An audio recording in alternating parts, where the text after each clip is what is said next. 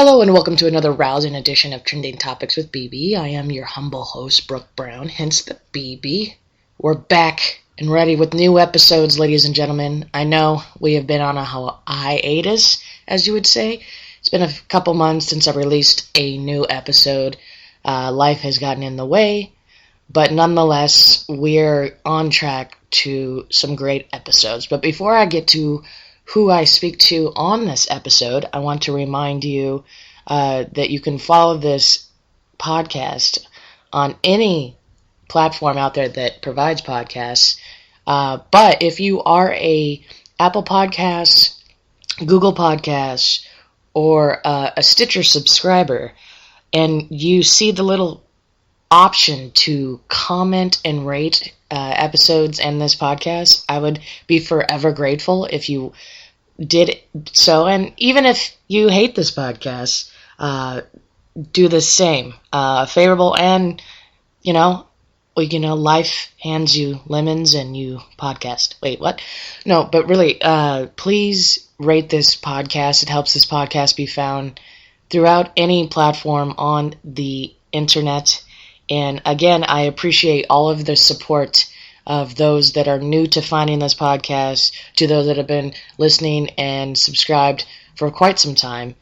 The same goes for all of you that have also found this on Spotify. I appreciate you checking it out on Spotify these days. Like I said, there's many options for you to find this podcast, so please rate and subscribe, and I thank you. Currently, I am working on a new website design for trendingtopicswithbbpodcast.com. So if you've gone there and you're confused, no worries. I am getting a more professional website built via Squarespace. They are not a sponsor yet, but you never know. So thank you for your patience on that. And as you might be aware, you can go on to Facebook and like the page Trending Topics with BB. You can find this podcast on Instagram and Twitter at TT with BB, and any of the following, as you could basically just Google Trending Topics with BB and find all of the information I had just explained. Well, let me get to who I speak to on this episode of Trending Topics with BB. I speak to a friend of mine who I've met through the trance music community, which seems to be a trend of mine. But despite meeting through one avenue, as you will hear on this episode, we tackle not only trance, but we talk about other genres of music. We talk a little bit about sports. We didn't quite get into really more of the backstory of who Vince really is, which is really what I wanted to talk about, but nonetheless, it was a fun chat that flew by, and needless to say, he will be returning to a future episode of this podcast, excuse me. So, without further ado, I give you my awesome conversation and chat with Vince Schuld. Today's sponsor is Audible.com, who has more than 180,000 audiobooks and spoken word audio products. Get a free audiobook of your choice at www.audibletrial.com/Trending Topics with BB. This episode of Trending Topics with BB is brought to you by Vibration. Vibration designs hydration packs, fanny packs, and related accessories sure to make your musical festival and event experience the best. Their designer packs combine a backpack with a hydration system that will keep you hydrated and keep your stuff safe. Shop at vibration.com for your next pack, and make sure to use the promo code BB Media Industries to save 10% on your order. Remember, life's a party, stay hydrated. What kind of who are you liking in comedy right now? Oh God. Well, ironically, next week is the All Things Comedy Fest in Phoenix, second annual. You know what the All Things Comedy? No. All Things Comedy, I don't know if they're really a company, but they're a collective of comedians, and they all kind of own their content. And it was founded by Bill Burr, Al Madrigal. Is Burr going to be there? Yes. Oh, really? He's coming next week. I love Bill Burr. He's going to actually, so what they do is that they all kind of have podcasts and side shows, and then they all do stand-up. last year they all came, and it was the first one. They had a bunch of cool stuff, cool shows. Yeah. Oh, sweet! And Wow, you were live. You didn't even tell me. I know. You didn't even tell me we were going live. Wow, that was a soft start right there. Yeah. So anyway, they last I don't know. Do you know who Doug Benson is? Benson? Doug Benson? No. Doug Loves Movies. Getting High with Doug. No, I don't know who that is. Anyway, he's a comedian, but he has these really his two podcasts that are really popular is Doug Loves Movies and Getting Doug with High, because they sit around and smoke pot and shoot the fat and record it. And then Doug Loves Movies, he's like a movie buff. He loves movies, and it's become like a big podcast. And he has comedians come on as guests, and they play games, and it's fun. So last year, he did his show, so I went to Doug Loves Movies there. He's actually coming 2 weeks from now. He did but not for this fest. But then, anyway, so this All Things Comedy tour, or not tour, but group had started, and it was Al Magical, Bill Burr. I'm trying to think of somebody else. But anyway, Bert Kreischer's under that. Yeah, I like Bert Kreischer. I think Segura. Tom Segura. Yeah. That whole crew that's like Joe Rogan's posse. They're all his dudes. They're kind of involved. They have shows and stuff. Is Duncan Trussell going to be there? Do you know Duncan Trussell? Yeah, but he's not. I'm trying to think of him. I love him. I've listened to his podcast pretty religiously, too. And he gets really... he's really spiritual at the same time, but he's super funny. He sounds like a middle-aged lesbian. Like his voice sounds like this. But he's so fucking cool and such a sweetheart. I love his show, and he has like a lot of the stuff he gets into is people would be like, oh, that's a little bit woo-woo. But I like it because it just makes you feel like anything could happen. Like with Joe Rogan, it's like a lot of science stuff, a lot of, even though he does talk about doing psychedelics and he's just random. That's why it's so popular. Yeah, right. Yeah, he has, and he is. I like him. I feel like he's a friend. I feel like all those guys. Do you feel like this too when you listen to a podcast? A lot of these guys, I feel like I've never met them before, but they're kind of your friend in a way. Like there's so much about them. That's why the podcasting medium is so powerful and why it's gotten so popular and why everybody has one. Because with social media and the internet, I feel like we as humans feel like we're disconnected even though we're connected all the time. And then when you listen to a podcast, you just take that time to yourself, and you can do it in any... It's different than just sitting down to watch a video or a movie or whatever. Podcasting, you put on your headphones, you can work out, you can work at work, you could be on your commute, whatever it is. And you do feel like you know them. Yeah. Especially if you listen to a lot of them. Yeah. Like it starts to be like inside jokes, and it's like it's like a community, and then I think that's why it's gotten so popular. Yeah, it's great. That's kind of why I like it. Like I listen to a lot of podcasts, but I think it's why I enjoy podcasting more than some of them because it's a long form conversation, and you can actually, what shows are the worst? Those shows on like Fox or CNN where it's like they have a bunch the talking heads kind of things where like there'll be 6 people and it's like the Situation Room. What do you think about Libya? You have 5 seconds. Go. It's like whoa, well I don't know. Whoa, he doesn't know, folks. Did you hear that? He doesn't know. It's like fuck. I didn't even get a chance to say anything. Along those lines, another reason why. Well, ESPN and sports channels have turned into that too. It's it's about sports and shit. Brutal. And it's like. There was a time in my life where people, many moons ago, would have thought that like I would have been a sports broadcaster. Would have gone the sports route. You have a good like sport. I could see you doing colored commentary. That's what I grew up. Color, not color. Yeah, I know what you meant. And I was really into sports at one point in my life. But then I think about the time I was graduating college. And music became more... Well, college music saved my life. So I started... That's where the turning point was. But I don't know if it's also my age. The whole, when you're really into something and then, because people retire or...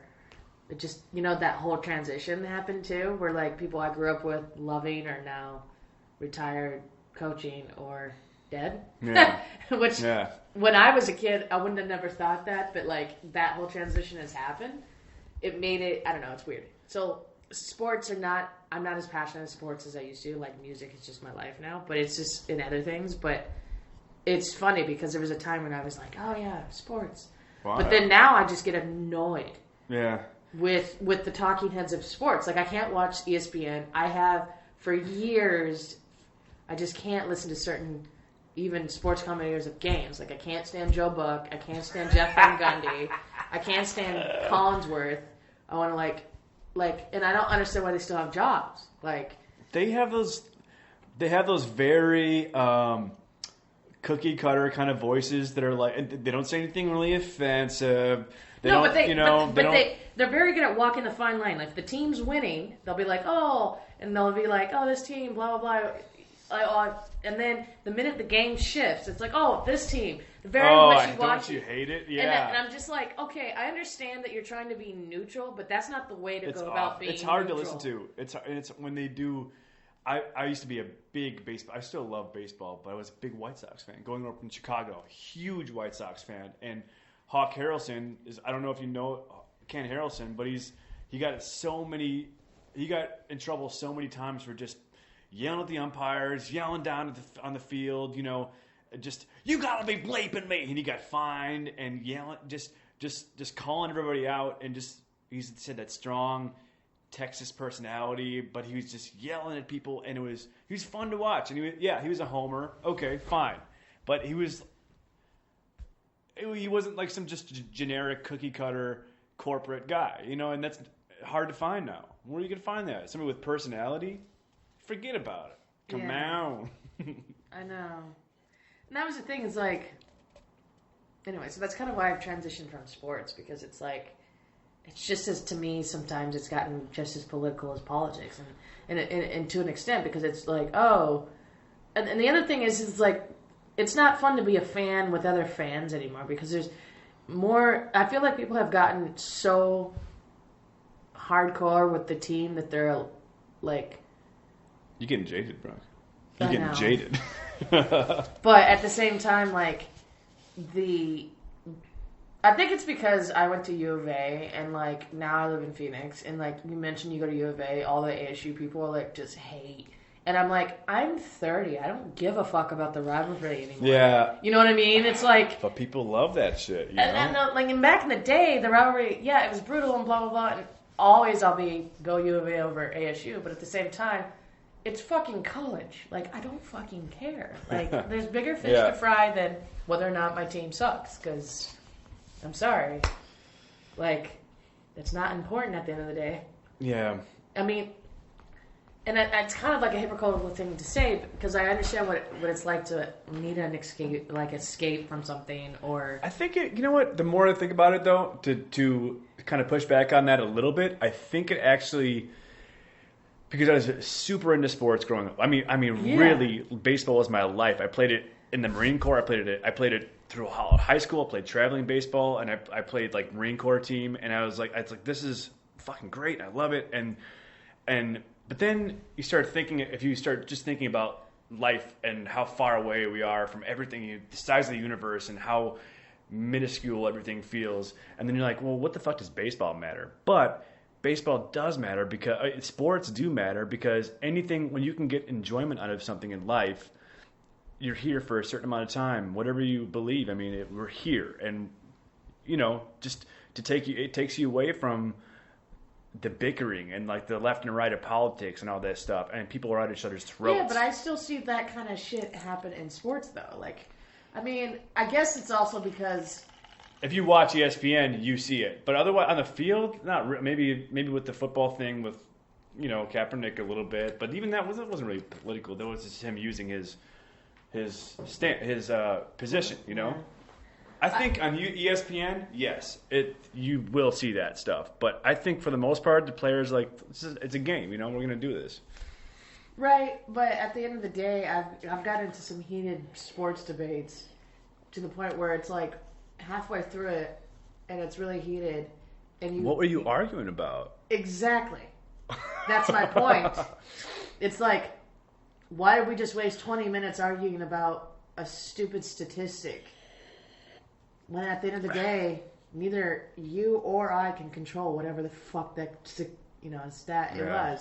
Like, and I guess it's also because I grew up in Arizona and our sports teams have notoriously been shitty for so long that like I've latched onto other cities. I agree, but at the end of the day, it's like I'd rather just watch something where it's enjoyable. Like Arizona sports at certain times are just brutal, pathetic to watch. Yeah, and it's like. Yeah, I know it's a bandwagon kind of thing, but I also have family and stuff in other parts of the country, so it's like, so I like another team. Yeah, but then getting mad at me because I live in Arizona, like everybody now in Arizona is a fucking transplant, so why does it matter? Everybody is. And so yeah, I mean, if the teams are bad, I mean, yeah, I don't know. There's a certain point where it's not fun anymore to be like, do you want to fight me right now? Dude, I just told you the stat from like. You said Frank Thomas was an all-star in 1994 or 1995. Are you mad about people just they want to argue their point, and then they want to. The thing is that people want to prove you wrong. Like they want to make you wrong, and that's anytime that I've ever been like that, I've been in a bad spot in my life. Like, oh, I'm gonna prove this fucking guy wrong. Oh no, I'm gonna like prove that my girlfriend was wrong, or I've been, and then. That reflects back on me, though. I was in a shitty spot. Like, why would I want to prove people wrong? I mean, you could tell them, or you could say that, this is the thing, or I don't know. It's crazy. I don't know. Sports. What can you say? Sports. I know, but anyway, it's just different now. I mean, I like sports, but I just have realized that sports aren't as important to me as they used to be. One thing I forgot to do when we first started is I forgot to start off in a European voice. Trance producer is like, oh, I always forgot. Hey, hello, I am from Holland, and I like to make trance music. Is very good. 138 BPM is beautiful. I like the beautiful people, and I just want to make music and make people happy. You know what I mean? It's just good. Don't you agree? No. You didn't listen to the other episode with. No, never mind. Who? With whom? The Intricacy group. The like Manuel Lasol and like. I didn't listen to that one. No. Yeah, he's from Italy, so he has an accent. Yeah, who's got the most ridiculous accent? Speaking of Italy, Giuseppe Ottaviani has the most. Yeah, I've heard him speak on like a state of trance and shit. Yeah, his accent is so funny. It's kind of cute. It's cute though. It's kind of like, hello, I am a musical lover. Or what's his latest thing recently? He loves taglines. What's his? I'm a trance fiend, right? Or who is that? I'm a trance fiend. I saw people with that shirt on recently. Yeah, I don't know. There's a lot of like, I mean, then you have like Will Atkinson ruined my life, and then you have. I love Will Atkinson. Everybody does. I love that dude. He's so cool. he just seems so fun, Yeah, I don't know. It just depends, but it's funny because it's like, I don't know. To kind of round it up, it's just like, to me, music became more, I don't know if tangible is the word, but I grew up a musician as well, so it was just like... What kind of musician? I played saxophone for like ever. Really? That is such a sexy instrument. Really? Playing that sexy sax. Some people say it, some people don't. Who says, what, you get trombone? Is that sexier? That's the least... That is a... it's like a stalk of corn. You just blowing around, you just shove it in your mouth hole and you're just blowing on it. No, the saxophone, that's something else right there. I'm breaking into a sweat right now just thinking about it. I miss playing though, because it was just, I don't know, part of me, I haven't done it in a while, and it's just kind of like, oh, that was fun. When's the last time you played? God, I don't know. 7 years now. There's different types of saxophone too, right? Yeah, I play two. I play alto and bari. Do you know that song by Tears for Fears called "The Working Hour"? Yes. So in college, I was a band geek and I did marching band. And the first year I did marching band in college, because I didn't do it my freshman year another story, but sophomore year I did it, and Tears for Fears was our show that year, and yeah, it was Shout and Everybody Wants to Rule the World and Talk and another one. So yeah, I know Tears for Fears really well. I love Tears for Fears. They're probably my favorite. But you know who's got a lot of sax though, also in a lot of his songs, and he's got so many hits. I was listening to his greatest hits just when I was driving this last week, and I had a lot of time, and there was a lot of songs in that greatest hits. But Phil Collins has so many saxophone songs, and he's got like horns. As Phil Collins or as Genesis? As Phil Collins. That's true. But when I think Phil Collins, I'm like, oh, he's a drummer. I don't tend to. Did he drum? He was a drummer. Really? I didn't know that. Sing. I didn't actually know that. Wow. Yeah. So when I think Phil Collins, I'm like, oh yeah, there's other instruments because I'm like, I mean, In the Air Tonight has the most iconic drum breakdown of any song, probably. Those fills too. Yeah. Yeah. And so it's like, when I think Phil Collins, I'm like, oh, I think drums. I know obviously he had other instruments and songs, but it's funny. I want to be full disclosure with you. I was driving down the highway and I was just stressed out with work and just, some life just gets to you, and I was full on crying, flying down I-35 flying up north, I-35 north, and just like, what song? Separate Lives, when he's like, now we are living separate lives. I don't know. I can't think of how it goes at the moment, but he's got so many songs coming on right a row, and then the one where he's talking about what's another kind of like a little bit of a, not his main hit obviously, but he's got a couple that it's like he's talking about Suit Studio. I love that that ridiculous snare that is. The reason that brings up is because have you seen the movie American Psycho with Christian Bale? I've actually never seen that movie. Oh my god, that movie is amazing. The reason. Why are you yelling at me right now? I don't know. Why? But it's one of those movies where it's like the what makes the movie is the music, like, because his character obviously it reminds me a little bit of myself probably, because he's very like in the movie. All right, well, I'm gonna check out. I'm gonna get out of here. but he's like very like, the stuff he does is fucked up. But like before he does it, he goes like, oh, he plays a song, and like, so he does the whole thing. There's a scene where he plays Suit Studio, and then he breaks down like the history, like the IMDb page. He's like, so Phil Collins did this and this, and it's just like the funniest part, because it's like he's about to do something really fucked up, but you're gonna learn stuff about music in the meantime. It's oh, that's cool. Yeah, I've just never seen it. I don't know why. It's a great movie, but yeah, you have to be like, you have to go in knowing that he's a psycho. Like, yeah, the name of the movie, but anyway, so that's why that came out when we talked Phil Collins, because he has a whole scene where he's like breaking down Phil Collins hits, and it's really funny. No, I love Phil Collins. I feel like people don't really give him enough He's coming out of retirement. He's going on tour again. I didn't even know he's retired. Well, he was retired. I feel like people just go into retirement so they can do the breaking out of retirement tour now, Well, Jay-Z made that popular, but yeah, Phil Collins is touring again, and so they're calling it that of retirement, but it's whatever. It's either that or the farewell tours. Everybody, like Kiss announced another farewell tour, and it's like, how many farewell tours do you need? And then Elton John's on a farewell tour, and it's like, which I would love to see him live before he hangs it up, but it's kind of like, is that all for publicity?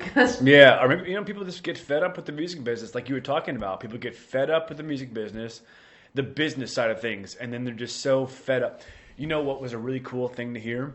Billy Corgan was talking on Joe Rogan's podcast. Actually, he was talking about getting so tired of playing, quote unquote, the hits. He's getting so tired of playing "Despite All My Rage, I'm Still," and tonight. He's getting so tired of it. He just couldn't. He just wanted to play something new.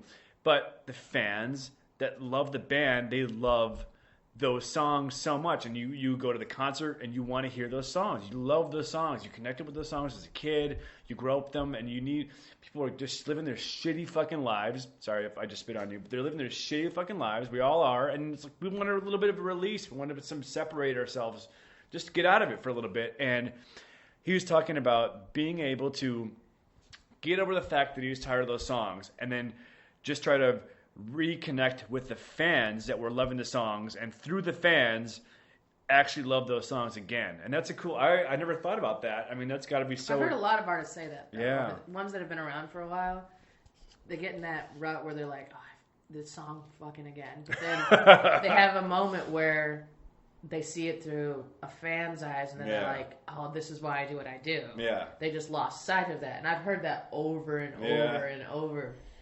Like, who was just talking about? Oh, on another podcast I listened to about last night, Adam Ray and Brad Williams are comedians.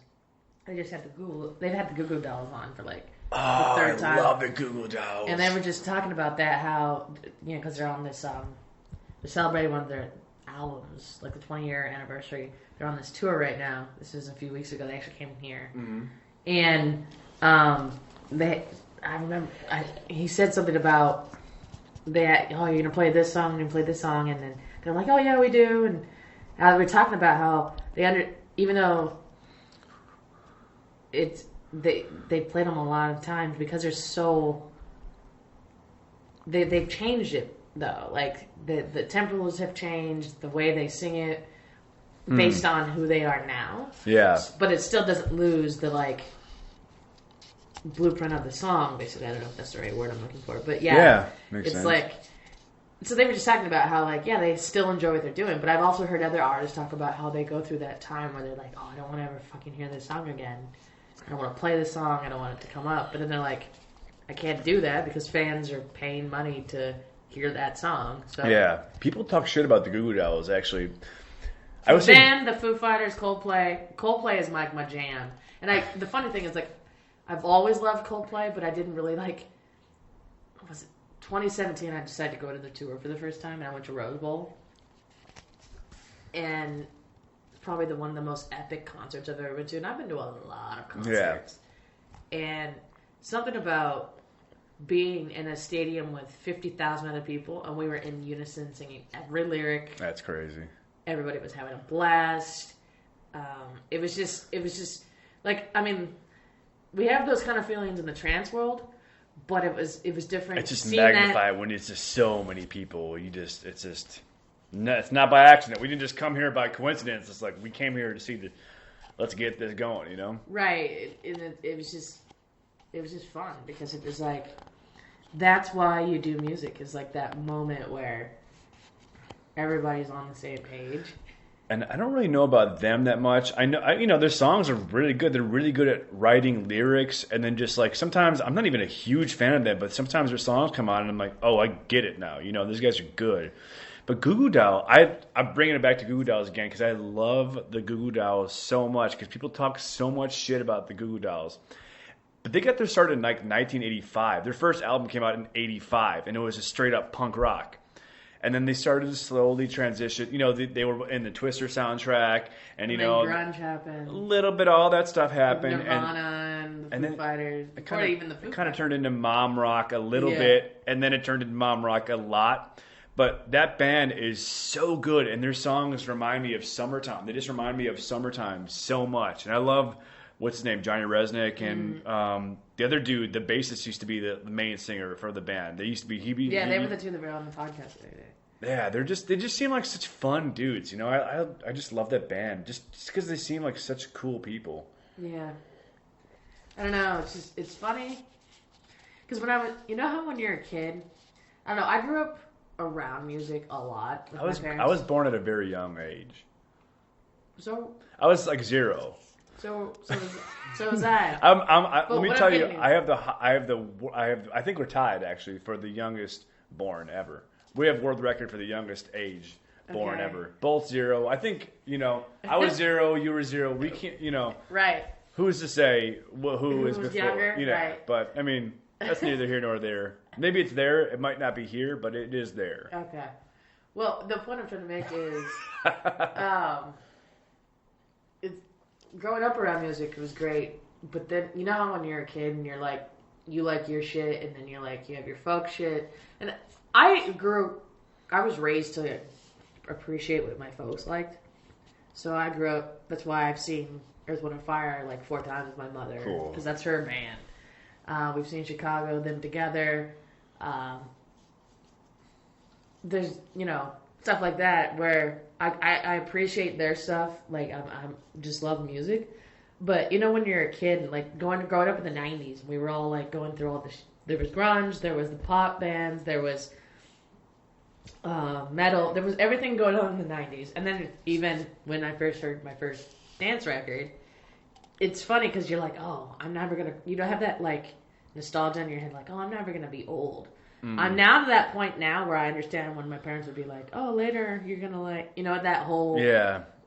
You don't... I'm now, recently I've just finally like embraced the fact that I'm like, oh, I'm saying shit like they were saying. Yeah. You know what I mean? Yeah, because, I think it's because, like you said, when you're young, you never think you're going to get old. And that there's that feeling, and like sometimes when you think about that invincible feeling you had when you were a child that like makes, and then sometimes you hear those songs that remind you of that feeling, and you want to relay that to your offspring. You want to relay that, and it's hard to do it, but the fact that they did that is really cool, because it's just those feelings, they never leave you, and it's hard to get. It's hard. It's almost like this. Did you ever play video games growing up? Yeah. And video games now have gotten a little bit weird, where it's like, oh, Madden 20, Madden 21, Madden 22. It's like the same game. They replayed, they put a new year on it, and maybe it gets a little bit better graphically. But what's cool is I just started getting into VR. Have you ever played VR? I can't really do it with my glasses, but I can see how the whole virtual reality then you thing need is to stomp on your glasses. I know. And the whole VR thing is getting crazy as fuck, though. It blew me away the first time. Blew me away. Like I needed.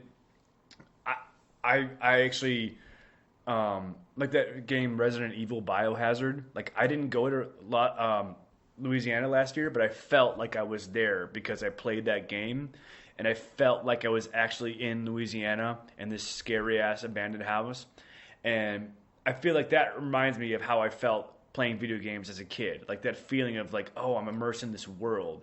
And it's hard to replicate that, especially musically, because you can't. You can only try. So it's cool that your parents at least told you that, and try to... Well, yeah, I've kind of explained certain things on previous episodes, but my point... Tell them again. No. My point is how you connect with music. You at one point in your life, you're like, oh, I'm never gonna... Not that you're never going to mature. You know you're going to grow up and you're going to learn. And you're going to learn from whatever. But when that actually happens, and you can actually reflect back, it's a whole like blow your mind kind of situation. Because sometimes recently I've been finding myself say stuff about certain things, and I go, did I just say that like Clint Eastwood in that movie where he's like, get off my lawn? Like, like I'm not that old, but like.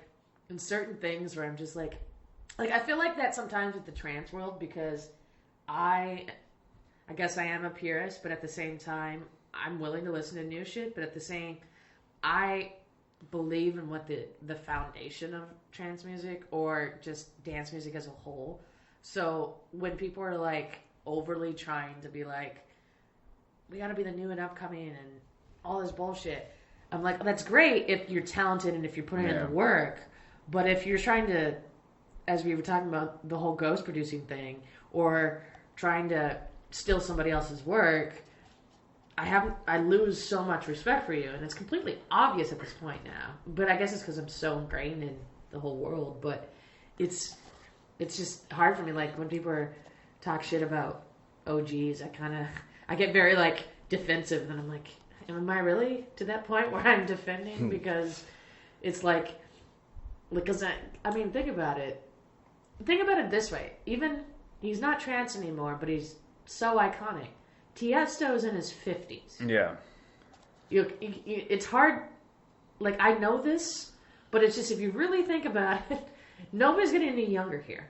I mean, Marcus is in his 40s, Barry's in his 40s, Paul Van Dyk's in his 40s, Carl Cox is in his late 40s. And it's like people want to hate those dudes. People want to hate those dudes, and it's like, why? Because they're making a slightly different variation of music. Yeah, okay, yeah, and he admitted that it's for the money. He actually straight up said it's for the money, which that's, it's kind of annoying. Oh, you mean Tiesto? Yeah. Well, we all know that Tiesto's sold out.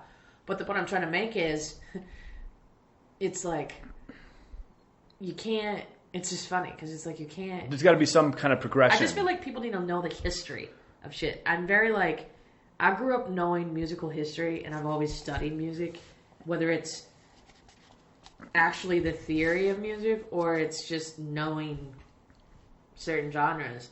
And it's like, to me, I guess I just wish people would just fucking.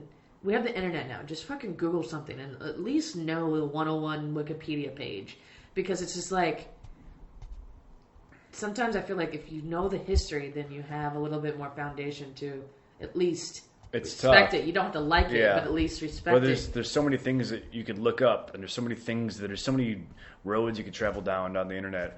I heard a cool quote like 2 weeks ago. The owner of the White Sox, interestingly enough, made this quote, and he was such a cool guy. He was the owner of the White Sox in like the 1950s and 60s, Bill Veeck, and he said this quote. He said, "Conservatism is the albatross around progression's neck." Like you need to have some kind of conservatism. Like where do we come from? But also we don't live in caves anymore. We don't live in I'm not dragging women around by their hair and like beating them with the club. I mean, like we need to progress, and like so there's a line that you have to walk, and it's hard to find sometimes. It's like, oh, we want to. Oh, I only want to play the originals all the time, and then it's it's like, okay, well, do you live in 1995? No, I mean, there's got to be some kind of. No, I agree. I mean, I've had this conversation. Well, you better agree. I know. I've had these conversations with people about the art of. That was a joke.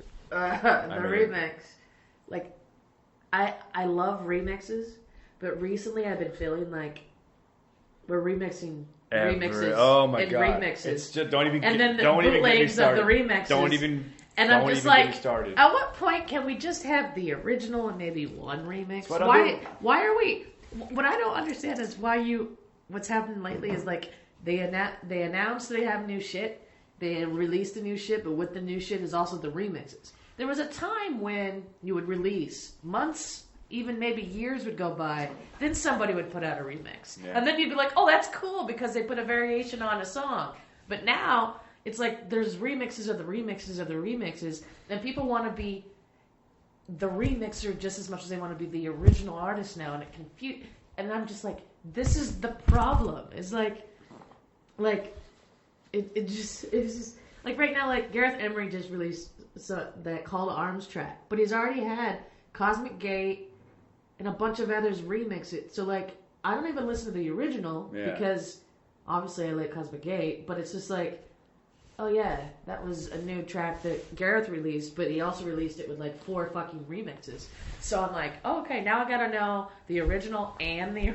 I feel like I have to know twice as much knowledge of the same fucking song. Like, yeah, and when a label wants a song, if they like it, they're like, oh, this is gonna be good. Like, especially if it's a vocal track, they'll be like, hey, just send me this stem because we're gonna send this out to other people to do a remix before it even gets released.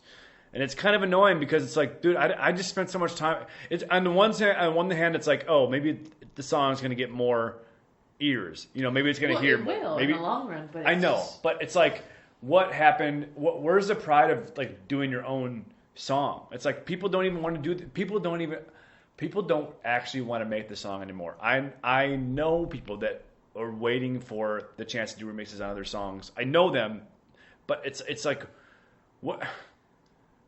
There's nothing wrong with remix. I love certain remixes even more than I love the original sometimes. Agreed. But there's a reason why the remix is effective. It bothers me too. I know. It really bothers the shit out of me too. I totally get it. Well, it's just remix. Here, well, it's almost like this. I grew up playing rock my whole life. I've been a lead singer in like 3 different bands, and like with this whole thing. It was like when you turn 30, it's like, oh, we haven't made it yet. We need to start playing covers, and then you become a cover band. So it's like, do you consider yourself an artist? Do you like relay your thoughts and your feelings and like what you're going through in life into ideas, or do you take other people's ideas and you try to convey them as your own? That's not the way I want to go down. That's not the way I want to go down. I want to go down. I don't want to be a cover band. I don't want to play a 2 or 3 hour set on stage and just play other people's songs the whole time. I mean, that's not creative. It's not. I'm not saying cover bands are shit. What I'm getting at is, I can see as a musician how you get no creative. I don't know the word I'm looking for, but you're doing somebody else's work that's already been done. So you're not really doing anything creative. All you're doing is just copying their work and trying to make it sound as authentic as if it was a real band. Which don't get me wrong, I've seen some really good cover bands. But the point I'm trying to make is cover bands, that's just what they are. Wouldn't exist without regular bands. Yeah. And those songs, basically what those artists are trying to do when they're doing a remix is they hear the awesome original and they're like, oh shit, maybe I can somehow gain some popularity from this original mix. And that's the honest truth of it. And I even tried to do it starting up, and I'm like, it's honestly, it's not as fun, and it's just not, it doesn't even feel like music. It doesn't feel like it's the way the music should be. Well, I mean, to bring it full circle, so let's like, the question I pretty much ask everybody is, I'm a Gemini. Well, great, but that's not the question. Okay. I forget about that question. Whatever. So, okay, so we're talking about other styles of music, but we obviously have met because of trance, which is pretty much everybody on my podcast at this point. Not everybody, but most. So how did you get into trance music or dance music? Because everybody has a story, but it's usually the same, in a roundabout way, I've noticed, where somebody told you or some situation led you to it, but what's your story? I've always loved music with energy in it. Always loved energy. Energy is so important to me. Sad energy, bad energy, good energy, dark arts, whatever. I love it. I just love when it has energy. And I actually, when I was in the Marine Corps, I was in the Marine Corps from 2002 to 2006. And I started loving it when we started doing this convoys. And we were in Humvees, and we would blast trance from our little shitty speakers that we'd bring with us in the Humvee. And I didn't really know it was trance at the time. Obviously, you just it sounds cool. I love like the immersiveness about it. So you learned about it from fellow soldiers? Not from fellow soldiers, but I mean, there's a little bit of dance music here and there when I got in, and I was like, oh, this is cool. I really like this. But I was, to be honest, I was embarrassed about it a little bit because it's not like tough guy music. It's not like rock. There's no distortion. I mean, there is, but it's not like total aggro. And I was almost like, I'm not ashamed or embarrassed. But trance to me is intellectual music, which is why... It is. It's like classical music of the modern day age. And it makes you think and it makes you get inside yourself. Maybe that's what I was running from a little bit. But the thing is like I loved, there was this one club that we were not allowed to go to. We were not allowed to go there because no Marines or Air Force or Army or Navy were allowed to go to this place called Dungeon. And they had this place called Dungeon, and we were stationed in Hawaii. And we weren't allowed to go there because there were drugs and there were happy things and fun people. And, you know, we weren't allowed to go in bondage and like BDSM and all this crazy shit. We weren't allowed to go. So, of course, where did I fucking go? Immediately went to Dungeon, and it was called Galaxy as well. And they had it playing all the time, and I just loved it. I was like, where can I find more of this music? I mean, you can just totally let yourself go. A lot of times there's no lyrics. They're not telling you, so the lyrics aren't telling you how to feel or like what to feel. Like you basically, it's like a raw emotion. So you get into it, and I loved it so fucking much that I just continued on to it and tried to figure out how to get into it more, you know. Nice. I mean, to piggyback on that, I mean, I love that, but did you also find yourself liking relating to other types of dance music, like techno, house, whatever it may be? Aspects of techno and aspects of a lot of it. As long as there's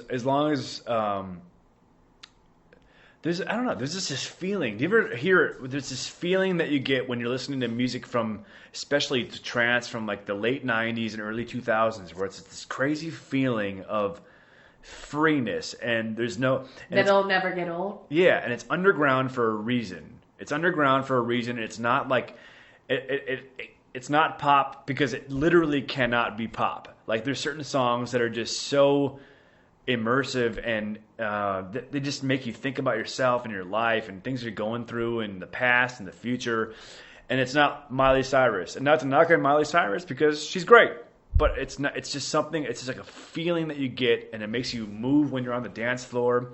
And that's another thing, the dance floor. I have such a respect for the dance floor now because I always thought it was for jokes. I would just do some stupid jokes like the dance. I would do the like backing up the Cadillac and shopping cart on the dance floor and just try to make people laugh. But then certain types of music has certain types of dance floors, and like this type of dance floor, trance is basically a free for all. You can do whatever you want, and people are cool with it. And it's like. With like reggae, it's like there's a certain feel, and then with country, there's a certain feel, and there's like a certain thing you got to do, and you got to get this line, I got to do that. But I love it. I love all the different types of things that can develop on a dance floor. You know, I love it now. I love seeing people meet on a dance floor, like couples or like girls being like, "Hey, sorry, dude, I'm not here for you right now," or like, or people meeting each other and having a wonderful time and just. I love the dance floor now. I love going to a place that has a second floor so I can creep on people and watch them from the second floor. Like and exchange. Yes, exactly. I love watching and creeping on people and seeing what they're doing. I love seeing what's going on down there. Like, just weird shit. Just people like, sorry, dude, I'm here with my girl. This is my girlfriend, and I'm here with them. Or with the guys, it's like, just staring. Hey, bros. Yeah, it's fun though. It's life and it's exciting and I love it now. You know, I really do.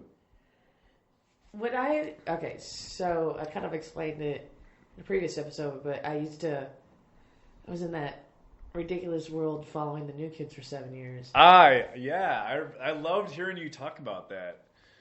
Because it still came around full circle just recently. Like, I want to die. But. I was ingrained in that for a while because obviously the music meant something, but then now it's turned into a machine of. It's a cult basically now. But the point I'm trying to make is that I was in that ridiculousness and I saw some shit go down and just negative energy, and then I went to EDC in 2016 after following Marcus like 8 times that year, and everybody was helpful, polite, everybody gave you room to dance. And I came from the shit where it was like people were losing teeth and getting knocked out, and what's funny is that I'm not talking about like metal. I'm talking about 40-year-old women following a boy band from the 80s. Shit. You know what I mean? And shit got that hardcore. God, that's just crazy. Where it was just like, no, okay, there's this one story. I don't know if I told it in the last podcast, but one of the many times that we were in Vegas for New Kids something. It was at the Palms, and I don't know if you've been to Pearl, the concert theater at the Palms. No. But anyway, the way they have seats, but they also have like a big GA thing, and obviously the GA is first come first serve, right? Well, long story short, everybody had lined up, and everybody's friends until the fucking doors open, and then it was just like a fucking stampede. Free for all. And you have to go downstairs to get to that area. Yeah. And I remember people running and pushing and shoving to the point that I saw people I saw these women just fall downstairs and like get injured, but they didn't fucking care because they got to be right up by the stage. Jeez. And I'm just kind of like half these women's age, and I'm just looking around going, and this is 5-6 years into it, and I'm just like, do I need to get injured just to enjoy myself? Like, what is the fucking point?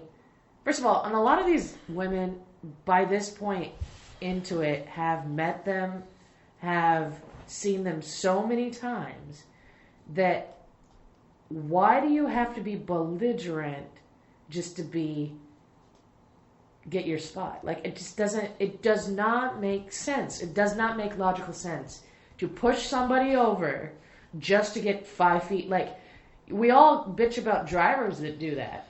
So I just don't understand, like, so anyway, when I came to Trance World and it was like, oh, everybody's being polite, everybody's looking out for each other, I was like, this is like night and day from what I was in. Yeah. It really bothers me when you see people, and you know what's funny, like you mentioned metal, in like the metal community, like people look out for each other. I know they do. Like, that's why it's funny. But you would, on the outside, the stereotype. You know what I mean? People, and it's violent in the mosh pit and or even anyway. People just, it can be violent. But people, like, if somebody falls, and it's like, stop the shit. This guy is gonna get stomped. And people are very, in that community, there's a lot of similarities, parallels with metal to trance.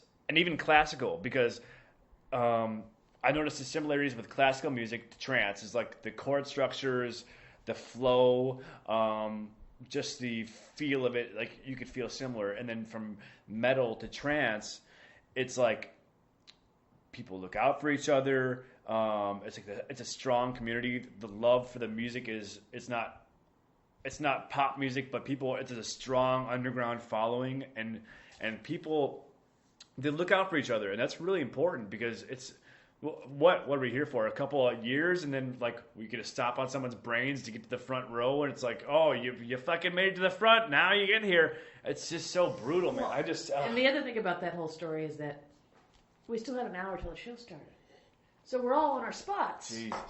We got here, but if we move, we're gonna lose it because someone's gonna take it, or you're standing there with a fucking black eye. Like, it made no sense. Okay, first of all, you've seen it a million times. Second of all, the show's not going to start anytime any soon. Right.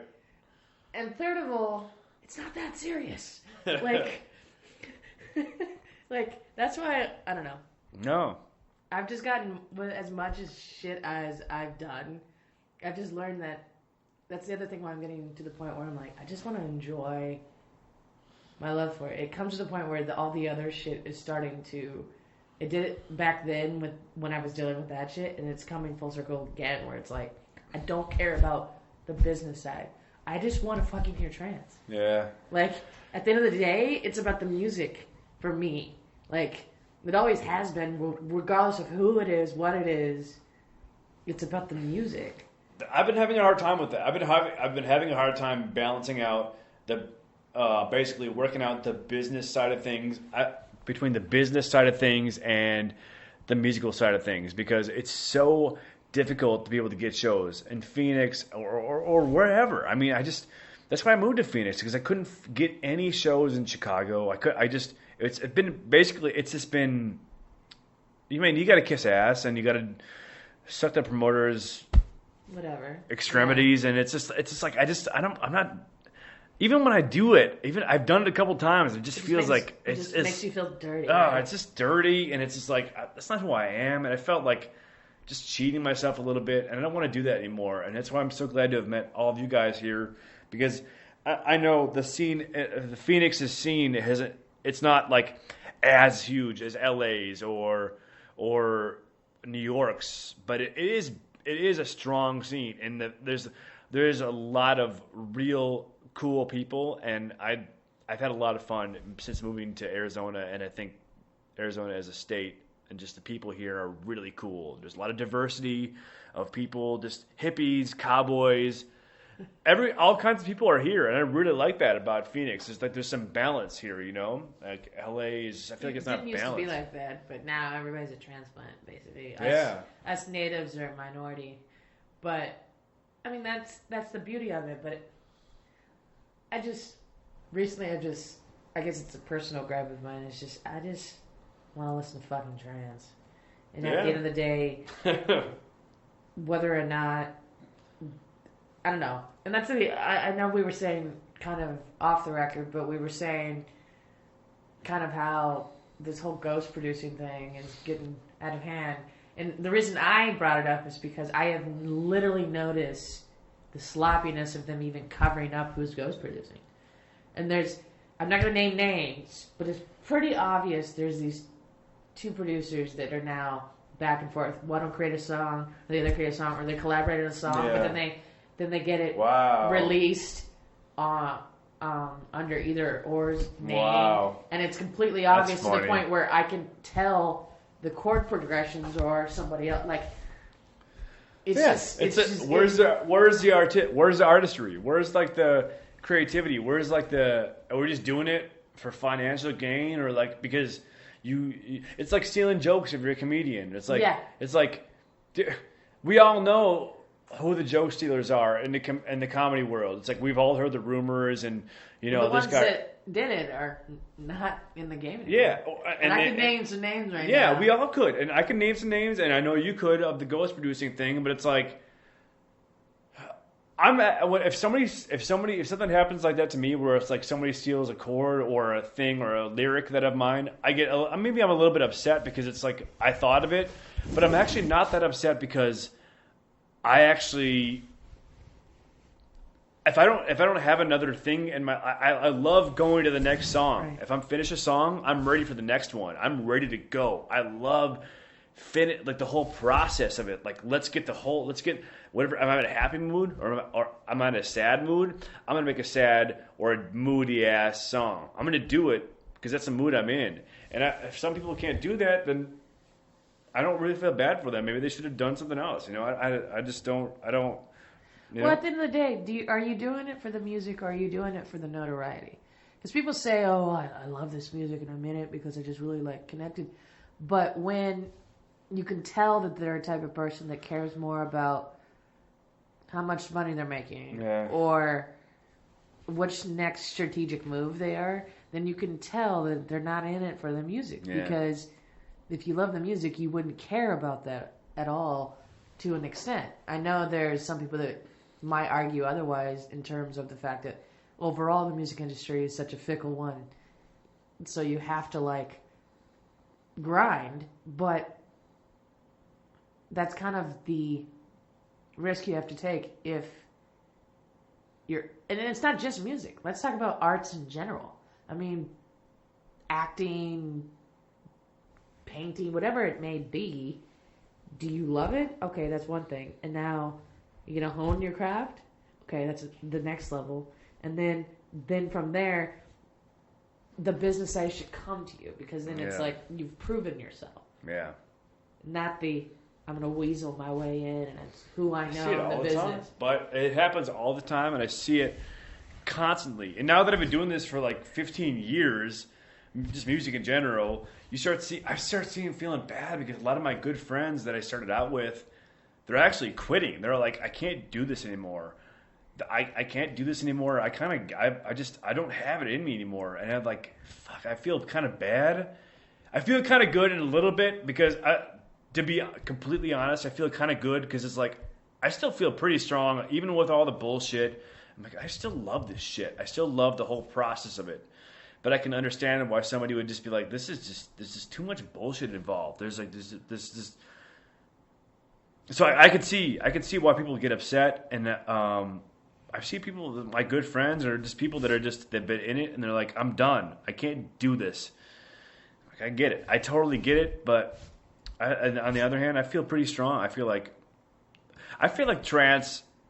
As long as we can keep it moving, I feel like the best songs are ahead of the genre. I feel like the best songs, they didn't come out in like 1999 and 2001. They did, but I feel like the songs, there's still some originality and creativity to come out of it. And as long as we don't, as long as nothing. I feel like the songs are still there, and it's just the fans are there and people love it. So I feel it's all there. I agree. I mean, I'm not trying to say that I love the evolution of new music and that new music is great. It's just that sometimes I feel like if people knew kind of what happened before, then they would approach the evolution better. But maybe that's not it's not for me to decide at the end of the day. But anyway, we're almost on an hour already. Really? Yeah, that flew by. I thought it was like 15 minutes. I know. I thought we were on I thought we had been talking for 6 to 7 minutes. I know. We didn't even get to like half the shit I wanted to ask you about. Well, we'll have to do this again because I actually really love this. I really love hanging out with you, so we should do this again. Yeah, definitely. And we'll have to save it for part 2. Yes, awesome. But where can people find you to look up shit? Scientists don't really know. No, but really. No. VinceSchuld.com, SoundCloud.com. Vince Schuld. Okay. You know, all those things. Just type in Vince Schuld, SCHULD as in dog, and find me, you little trance fiends and you little beautiful freaks out there. I love you guys. All right. Awesome. Well, thanks for doing this. Yeah. Thank you for having me.